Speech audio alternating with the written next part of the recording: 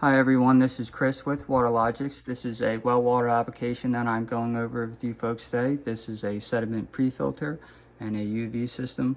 A reputable company came out here around 30 years ago and installed this. However, the design is not correct. I ended up testing the water. The pH is low. Whenever you are dealing with UV systems, you always want to condition the water before it goes through here, or this will basically not ever really work. So can't really cheat the science of this.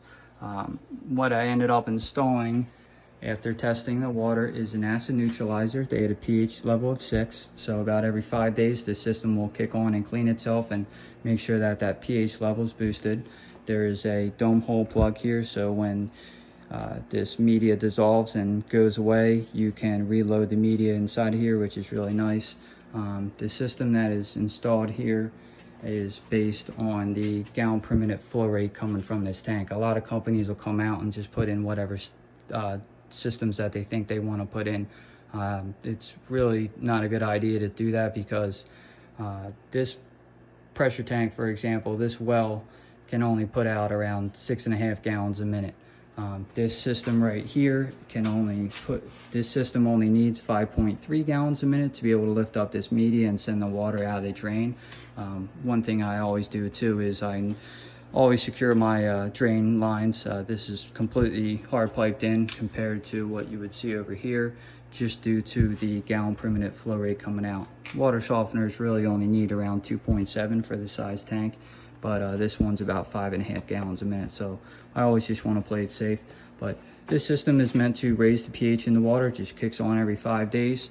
The piping that is coming through here, these are your 2 bypass handles, so if the tank ever leaked or something happened, you could always just bypass these handles, which is really great to have.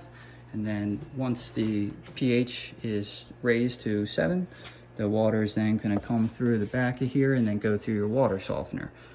Same thing with your bypass handles, which is great to have.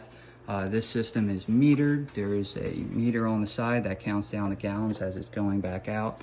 This house, it's always based on the hardness, the size of the people, and the amount of people in the house, so it's really important to get your numbers before you end up setting up all your hardness settings for a water softener.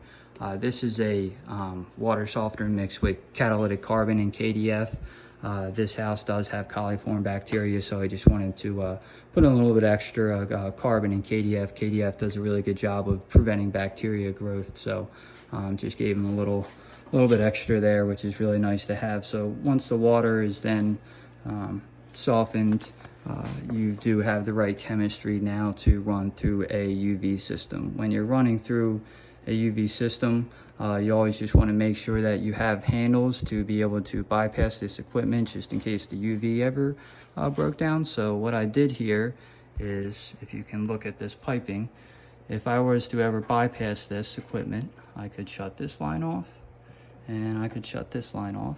And if you notice the piping on here, basically these lines just stop and this water ends up just, you can open this valve up and it will run back through the house. It's really nice to have a feature like that. You don't want to be without water. Once the water is treated right here, I always end up putting in a tap to just be able to test the water. Also, you can be able to fill up stuff and do whatever you need to do with that spigot, and then it returns back through the house. So really big difference between what you see here and the filtration equipment that you see on the wall. This equipment's going to be here for the next 25 years. It's really good equipment. Give me a call if you need help and I'll get you the right design work. Okay, thanks, bye.